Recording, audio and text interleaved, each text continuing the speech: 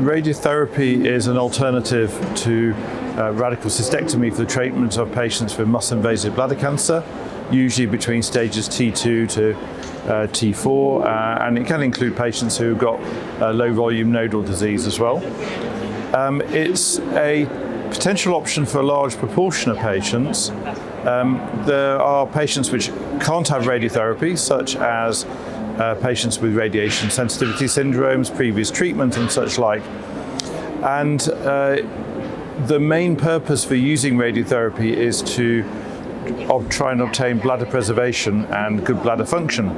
So patients who've got very poor bladder function to start off with probably aren't great candidates for the treatment.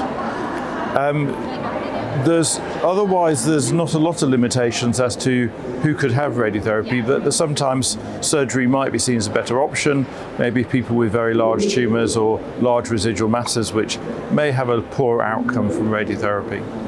But when we combine radiotherapy with chemotherapy, trials, both an older trial called BC2001 and a current trial we just published called Radiotherapy, both show that you get muscle-invasive control of the muscle-invasive disease in something over 80% of patients, between 80 and 85% of patients at the 2-year mark, and then that tends to be fairly stable subsequently. So high levels of control, and the data on quality of life suggests that bladder function is well maintained with very little evidence of deterioration in the long term.